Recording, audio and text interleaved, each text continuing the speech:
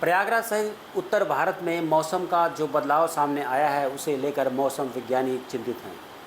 हम इस वक्त मौजूद हैं इलाहाबाद विश्वविद्यालय के समुद्र विज्ञान विभाग के प्रोफेसर सुनीत द्विवेदी जी हमारे साथ हैं।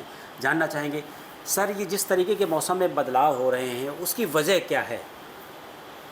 जी बहुत धन्यवाद। मुख्य रूप से पहले तो बहुत आपने एक महत्वपूर्ण प्रश्न उठाया है कि मौसम में बदलाव के लिए आप जानना चाहते हैं। इसमें मेरा यह कहना है कि मुख्य रूप से बदलाव का सबसे प्रमुख कारक जो है वो क्लाइमेट चेंज है। क्लाइमेट चेंज जो है उसका मुख्य कारक जो है वो ग्लोबल वार्मिंग, एक तरह समझ लीजिए कि टेम्परेचर का बढ़ना, और उसके कारण जो है ऋतु चक्र में और मानसून के पूरे पैटर्न में बदलाव हम लोग को देखने को मिल रहा है। भारत में मुख्य रूप से जो पाया जा रहा है कि जो मैदानी इलाके हैं और साथ साथ पहाड़ी इलाकों में एक्सट्रीम रेनफॉल इवेंट्स की जो है संख्या बढ़ रही है, चाहे वो एक्सट्रीम हीट हो और चाहे एक्सट्रीम रेनफॉल इवेंट्स हो। मतलब कह सकते हैं आप एक्सट्रीम वेदर इवेंट्स जो हैं इनकी संख्या बढ़ती जा रही है। थोड़े में ज्यादा स्वाद यही तो है इसकी खास बात। वाओ मम्मा, क्या स्वाद है! अरे मेरे राजा, रेनफॉल होता क्या है हमारे दर्शकों सर, ये बताइए। हाँ, एक्सट्रीम रेनफॉल जो है, जैसे भारतीय मौसम विभाग के हिसाब से जो रेनफॉल जो होता है, या मतलब जो हमारा पानी बरसने की जो वो होती है औसत दर होती है, उसको बांटा गया है डिफरेंट कैटेगरीज़ में।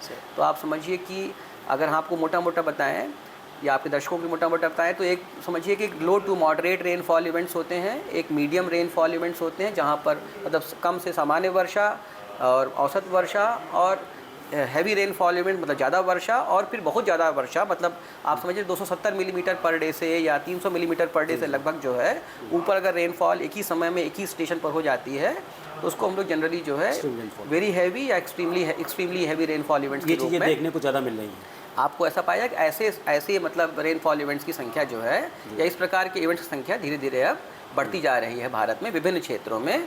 पहाड़ी क्षेत्रों में उसका असर इसलिए ज़्यादा देख पा रहे हैं कि उसके कारण जो है लैंडस्लाइड घटनाएं बढ़ती हैं। जब एकदम क्लाउड बर्स्ट या एक्सट्रीम रेनफॉल इवेंट्स या एकदम डाउनपोर जो है एक ही इलाके में एक ही स्टेशन पर हो जाता है तो उससे जो जुड़े हुए वहाँ पर पहाड़ होते हैं उनकी वो दरकने लगते हैं। कुछ सालों में वो पहाड़ जो हैं वो लैंडस्लाइड के फॉर्म में नीचे की तरफ आए। तो आप पा रहे हैं कि इस तरह की घटनाएं धीरे धीरे जम्मू कश्मीर में, हिमाचल प्रदेश में, उत्तराखंड में और नीचे वेस्टर्न घाट्स में भी आपको इस तरह की घटनाएं बहुत ज़्यादा तेज़ी से देखने को मिल रही हैं।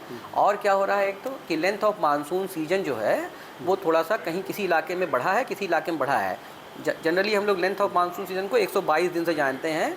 जून, जुलाई, अगस्त, सितंबर का जो 122 दिन का जो समय होता है इसको कहा जाता है कि मानसून का सीज़न है ये। तो हम लोग पा रहे हैं कि कुछ मतलब भारत के कुछ इलाकों में मानसून सीजन जो है सिकुड़ा है और कुछ अन्य क्षेत्रों में मानसून सीजन बढ़ गया है। जो इस समय आप जो पूछ रहे हैं कि एक्सट्रीम सबसे ज़्यादा प्रभावित कौन होगा, किसान होगा? एक्सट्रीम रेनफॉल इवेंट से सबसे ज़्यादा प्रभावित जो होते हैं दो चीज़ें होती हैं। एक तो एग्रीकल्चरल पैटर्न्स हमारे बदल रहे हैं या एग्रीकल्चर में प्रॉब्लम हो रही है, दूसरा वाटर रिसोर्स मैनेजमेंट में। तो एक तो जल का संरक्षण कैसे किया जाए, क्योंकि एकदम तेज़ी से जब पानी बरसता है एक ही जगह पे बरस जाता है तो किसान की पूरी तैयारी खत्म हो जाती है। अगर फ्लैश फ्लड्स आ गई या एकदम तेज़ी से जो है वो उसने खेत तैयार किया हुआ और एकदम तेज़ी से पानी आ गया तो पूरी जो उसकी जो मृदा या जो मिट्टी उर्वरा जिसमें जो शक्ति रहती है मिट्टी की उसमें अपर लेयर अगर ख़त्म हो गई तो आप समझ लीजिए कि जो प्रोडक्शन होगा या ईल्ड होगी काफ़ी कम हो जाएगी। तो एक चीज़ तो ये होगा कि किसानों को हम लोगों को पहले फोर वार्निंग करनी पड़ेगी, उनके लिए एक ऐसे उपाय करने पड़ेंगे कि उनको हम 10 दिन, 15 दिन, 5 दिन पहले कम से कम उनको हम जो है वार्निंग दे दें कि नहीं, यहाँ पर इस इलाके में पानी ज़्यादा बरस सकता है, एक्सट्रीमली हैवी या वेरी हैवी रेनफॉल इवेंट्स होने की संभावना है। तो आप लोग उसके हिसाब से सोइंग, राइपनिंग, हार्वेस्टिंग की जो पैटर्न्स हैं या उसका टाइमिंग है वो चेंज कर लें। दूसरा एक होता है कि किसानों को जो मतलब इससे जुड़े हुए जो एग्रीकल्चरल साइंटिस्ट होते हैं उनको भी आगे चल करके इस तरह के नए क्रॉप्स को ईजाद करना पड़ेगा, इस तरह की हाइब्रिड क्रॉप्स को बनाना पड़ेगा जो कि बदलते मौसम के हिसाब से, चाहे वो आप समझें कि मतलब टेम्परेचर में परिवर्तन की बात है, जैसे मतलब हम केवल अभी तो केवल हम लोग इस समय मानसून सीजन में तो केवल रेनफॉल की बात कर रहे हैं। बिल्कुल ऐसा ही हीट वेव के बारे में भी कहा जा सकता है कि एक्सट्रीमली हैवी मतलब डेज़ जो हैं वो होने लगे हैं या एक्सट्रीमली समझ लीजिए हॉट जो है डेज़ बढ़ने लगे हैं, और साथ साथ कोल्ड टेम्परेचर और हॉट टेम्परेचर दोनों जो हैं धीरे धीरे बढ़ रहे हैं। रातें गर्म हो रही हैं और दिन बहुत ज़्यादा गर्म हो रहे हैं। है ना। तो टेम्परेचर में जो वार्मिंग हो रही है वो केवल रेनफॉल में नहीं, रेनफॉल, टेम्परेचर और इससे जो ह्यूमिडिटी, हर चीज़ में इसका जो है वो रिफ्लेक्ट हो रही है। सामान्य दिनों में हम लोग जो महसूस कर पाते हैं वो ज़्यादातर हम लोग या तो तापमान के प्रभाव को महसूस कर पाते हैं या तो हम लोग वर्षा के प्रभाव को महसूस कर पाते हैं, तो इसमें दिखाई पड़ता है। लेकिन जितने पैरामीटर्स हैं वेदर के या जितने भी एटमॉस्फेरिक ओशियानिक पैरामीटर्स हैं वो सब बदल रहे हैं इस कारण से, है ना। सर इलाहाबाद जैसी जगह में, प्रयागराज जैसी जगह में 5 बार इस बार इस सीजन में बाढ़ आई है, ये पहले देखने को नहीं मिला। इस फिनोमेनन के पीछे क्या वजह है? ये अनप्रेसिडेंटेड है। सामान्यतः आप पाएंगे पिछले 3-4 सीजन्स का आप देख लेंगे तो औसत से कम बरसात जो है इलाहाबाद में हो रही थी। इस बार औसत से लगभग 8 से 9% ज़्यादा बरसात इलाहाबाद में हो गई है, मतलब प्रयागराज में हो गई है। तो ये असामान्य घटना है। फेजेस में जो है आपने अभी आप थोड़ी देर पहले डिस्कस भी कर रहे थे कि जो लेटे वाले हनुमान जी हैं या जो उससे बाढ़ से पूरे इलाके, बाढ़ वाले इलाके जो हैं एकदम से छोटे, हाँ एकदम से बाढ़ आ जाती है, अचानक से बाढ़ आती है। इसमें एक महत्वपूर्ण तो एक तो ये है, आपको हमने बताया कि एक्सट्रीमली हैवी या वेरी हैवी रेनफॉल इवेंट्स जो हैं वो बढ़ रहे हैं और इस तरह के इवेंट्स जो हैं क्लस्टर के फॉर्म में आ रहे हैं। एक बार नहीं हो रहे हैं, 2 बार, 3 बार, 4 बार, 5 बार उसी इलाके में बार बार आ जा रहे हैं। और एक घटना देखी गई है कि जब भी ये पहले क्या होता था कि किसी एक सीज़न में एक्सट्रीमली हैवी रेनफॉल इवेंट्स एक बार होकर के निकल जाते थे उस स्टेशन से। अब ऐसा भी पाया जा रहा है कि पता लगा कि 122 दिन के समय में 2 बार 3 बार भी एक्सट्रीम रेनफॉल इवेंट एक ही जगह में या एक ही इलाके में 100 किलोमीटर 200 किलोमीटर के दायरे में हो जा रहे हैं।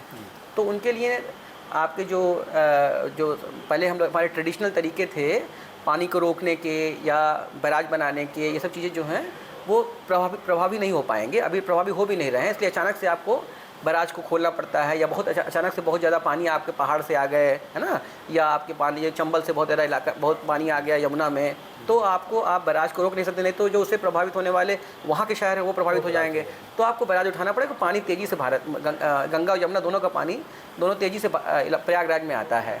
तो चूँकि प्रयागराज में दोनों नदियाँ आके मिलती हैं तो एकदम ये स्वाभाविक है कि यहाँ पर पानी जो है ज़्यादा हो जाता है। तो न केवल गंगा में बल्कि यमुना में भी इस बार पानी जो है बढ़ा है और सामान्य तौर पर वर्षा जो है इस बार 3 से 4% अधिक हुई पूरे भारत में। जो 100% हम लोग नॉर्मल कहते हैं, नॉर्मल से लगभग 104% इस बार रेनफॉल बताया जा रहा है एमडी के द्वारा कि इस बार अभी तक जो है रेनफॉल 4 से 5% अधिक हो चुकी है ना। तो जब मतलब आपके शहरों को तैयार करना पड़ेगा या मतलब एक तरह से अर्बन सिटी प्लानिंग जो है ना उसको भी तैयार करना पड़ेगा to cope up with the challenges of climate change. जो क्लाइमेट चेंज या उससे जुड़े हुए डिज़ास्टर्स हैं, इनके लिए हम लोग को अर्बन प्लानिंग या सिटी प्लानिंग पर भी ध्यान देना पड़ेगा, क्योंकि शहर जो हैं इस तरह के बदलते मौसम के लिए तैयार अभी नहीं हैं। तो हम लोग मतलब एक समग्र समझ लीजिए कि योजना बनानी पड़ेगी जहाँ पर एग्रीकल्चरल साइंटिस्ट, जहाँ पर सिटी प्लानर्स, जहाँ पर एग्रीकल्चरल मतलब ये अपने मौसम विज्ञान वाले लोग, है ना, और क्लाइमेट मॉडलर्स, फोरकास्टर्स, इन सबको। और इसके साथ साथ एक महत्वपूर्ण चीज़ जो आपको हम और बताना चाहेंगे कि हेल्थ हज़ार्ड्स बढ़ रहे हैं इससे बहुत महत्वपूर्ण एक चीज़ हो रही है कि जो पानी से जुड़ी हुई जो बीमारियां होती हैं जैसे मलेरिया, चिकनगुनिया, इसमें बहुत तेज़ परिवर्तन आ रहा है। आप ये पाएंगे कि कभी कभी मतलब जैसे जब आप मानसून का रेनफॉल का पैटर्न बदलेगा तो ये बीमारियां जो है पहले मई के महीने में या अक्टूबर के महीने में सामान्यतः मतलब आप नहीं पाएंगे कि मई के महीने में कोई किसी को मलेरिया हो रहा हो या किसी को डेंगू या इस तरह की बीमारी हो रही हो। तो जनरली जो है मतलब ये सब आप जानते हैं कि ये सब बीमारियां बनती हैं मच्छरों के कारण। तो अगर मच्छरों के लिए पर्याप्त अगर आप ब्रीडिंग साइट्स उनको मिल जाएंगी तभी वो हो पाएंगे। अब मई में इतना ज़्यादा जो है मतलब इतना ड्राई रहता है कि पानी के होने की या पानी के बनने की अवेलेबिलिटी जी, तो 2-3 साल अगर लगातार सूखा आ गया तो जो बड़ी वाटर बॉडीज़ होती हैं वो छोटे वाटर बॉडीज़ में बदल जाती हैं। मतलब एकदम मान लीजिए पानी बरसा ही नहीं और वो नदी का इलाका है ना, जो छोटी छोटी नदियाँ होती हैं, पहाड़ी नदियाँ, छोटी नदियाँ होती हैं, तो वो क्या हो जाएगा, उसमें पानी इतना कम हो जाएगा कि वो अब मच्छर के लिए पर्याप्त जो है एक अच्छी बढ़िया ब्रीडिंग साइट बना देगी। उसमें जो है मच्छर के लार्वा जो मलेरिया के या डेंगू के लार्वा होते हैं बनना शुरू हो जाते हैं, तो वो हो जाएंगे। ये तो मई के महीने की बात हो गई। और मान लीजिए मौसम चक्र बदला है, इसके कारण क्या हो रहा है कि अक्टूबर के महीने में भी मान लीजिए रेनफॉल होने लगी जो सामान्यतः नहीं होती है, तो आपको अक्टूबर के महीने से ही मलेरिया के केसेस मिलने शुरू हो जाएंगे। तो जो चीज़ आप सोचते हैं कि हम मौसम विशेष की बीमारियां पूरे साल सर्वाइव करेंगी जी, तो धीरे धीरे अगर मौसम बदलेगा तो इसके कारण से जो है जो मच्छरों के कारण पैदा होने बीमारियां हैं, जो वेक्टर बोर्न डिजीज़ होती हैं, जो पानी कारण डिजीज़ जो बनती हैं, उनमें भी आप देख पाएंगे कि उसमें भी वृद्धि हो रही है और उसके इलाके बदल रहे हैं। पहले ऐसी जगहों पर जहाँ नहीं होता था वहाँ भी धीरे धीरे आप पाएंगे कि इस तरह की बीमारियाँ फैल रही हैं। तो मौसम के परिवर्तन का हर जगह प्रभाव पड़ रहा है और सब लोगों को जुट करके इसके लिए काम करना पड़ेगा। सबसे महत्वपूर्ण कारक मैंने आपको बताया था क्लाइमेट चेंज है और हमारी एनर्जी नीड्स बढ़ रही हैं। हमको अल्टरनेटिव सोर्सेज ऑफ एनर्जी के लिए भी ध्यान देना पड़ेगा कि हम लोग कोल को छोड़ करके जो कार्बन कंटेनिंग गैसेज होती हैं या कार्बन जहाँ से रिलीज़ होता है, ऐसी किसी भी मतलब ऐसे ऊर्जा संयंत्र को या इस प्रकार के जो एनर्जी के जो मतलब संयंत्र बने रहते हैं उनको छोड़ करके हमको रिन्यूएबल एनर्जी सोर्सेज की तरफ जाना पड़ेगा, जिसमें सोलर एनर्जी, विंड एनर्जी जो है ये प्रचुर मात्रा में यहाँ पर पैदा की जा सकती है।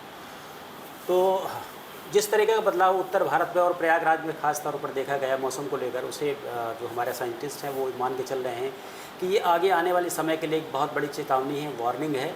और इस चेंज की वजह से जो एक्सट्रीम रेनफॉल की बात सर ने कही, इसकी वजह से आगे हेल्थ हैज़ार्ड की समस्या भी बढ़ेगी, बीमारियां भी इस तरीके से फैलेंगी। जो बीमारियां एक सीज़न में होती थी अब वो हो सकता है कि पूरे साल हों। तो जाहिर है इसके लिए सरकार को, वैज्ञानिकों को, किसानों को, सबको एक साथ मिलकर तैयारी करनी होगी, तभी इस तरह की इस बड़ी समस्या से हम लोग निपट पाएंगे। दिनेश सिंह, टीवी प्रयागराज। थोड़े में ज्यादा स्वाद, यही तो है इसकी खास बात। वाओ मम्मा क्या स्वाद है, अरे मेरे राजा। सबका राजा आरती और मसाला।